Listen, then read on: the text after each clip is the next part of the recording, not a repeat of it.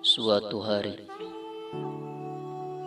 Imam Ali bin Abi Thalib, Amirul Mukminin alaihi salatu wassalam, menatap kedua putranya, yaitu Al-Imam Al-Hasan dan Al-Imam Al-Husain, dengan tatapan kasih dan kelembutan, sambil menengadah seolah membaca tulisan di langit tentang berbagai tragedi yang akan menimpa mereka, termasuk di antaranya tragedi yang akan menimpa dirinya.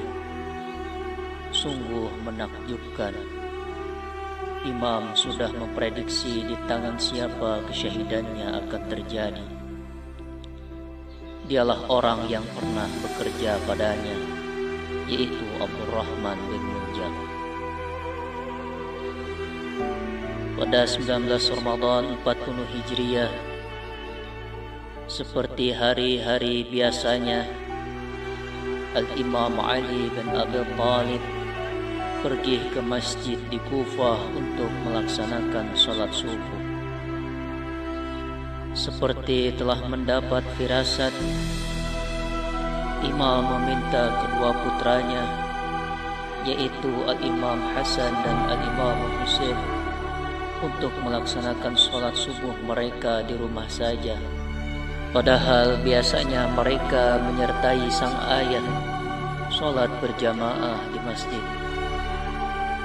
Sebelum terjadinya tragedi besar yang menimpa kaum muslim, khususnya pengikut Ahlul Bait Nabi SAW, Imam Ali bin Abi Thalib alaihissalam telah mengabarkan kepergiannya dari dunia yang fana ini.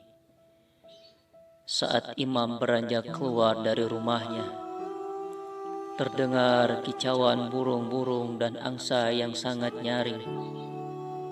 Lalu seorang pembantu Imam mencoba mengusir mereka, namun Imam melarangnya. Biarkanlah mereka. Mungkin saja kicauan mereka merupakan ratapan firasat atas kematianku, kata Imam. Bahkan jauh-jauh hari Nabi SAW telah mengabarkan kesyahidan Imam. Kala itu Nabi bersabda, "Wahai Ali, kulihat di depan mataku janggutmu memerah terceluk darah." Tiba di masjid, Imam membangunkan beberapa orang yang tidur di sana, lalu melantunkan azan. Di antara mereka yang dibangunkan oleh Imam adalah Abdurrahman bin Muljam.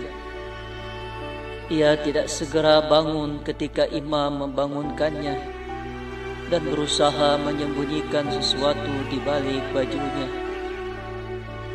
Maka ketika Imam hendak mulai mengimami salat, Ibnu Muljam berpura-pura ikut salat dan berdiri tepat di belakang Imam.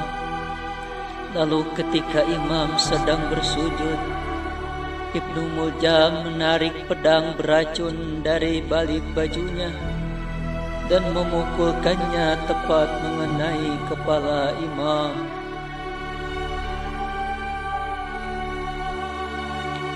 Imam pun bersimbah darah di tempat sujudnya, lalu dibawa ke rumah dan dirawat sebagaimana mestinya. Namun meski dalam penderitaannya, Imam selalu menunjukkan teladan suci Ahlul Bait. Imam senantiasa memberikan nasihat dan petunjuk ke arah kebenaran dan kebajikan, dan mengajak pada ketaatan kepada Allah Subhanahu wa ta'ala. Imam selalu menunjukkan akhlak mulianya ketika diberi semangkuk susu untuk menetralkan racun di tubuhnya.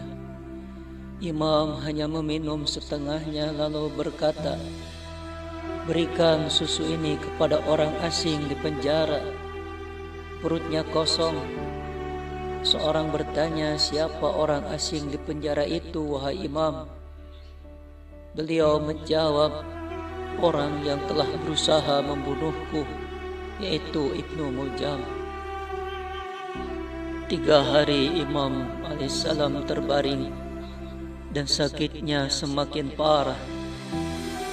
Akhirnya pada hari Jumat 21 Ramadan 40 Hijriah, ruh sucinya meninggalkan jasad ragawi untuk bertemu dengan kekasih sejati yang selalu dirindukannya. Setelah dimandikan dan dikafani oleh kedua putranya, jenazah pemimpin kaum mustad'afin dibawa ke Al-Ghari di Najaf dan dikuburkan di sana. Mari kita sampaikan bela sungkawa yang sedalam-dalamnya atas syahadahnya Al-Imam Ali bin Abi Thalib alaihi salatu wassalam. Inna lillahi wa inna ilaihi raji'un. Inna lillahi wa inna ilaihi raji'un. Inna lillahi wa inna ilaihi raji'un.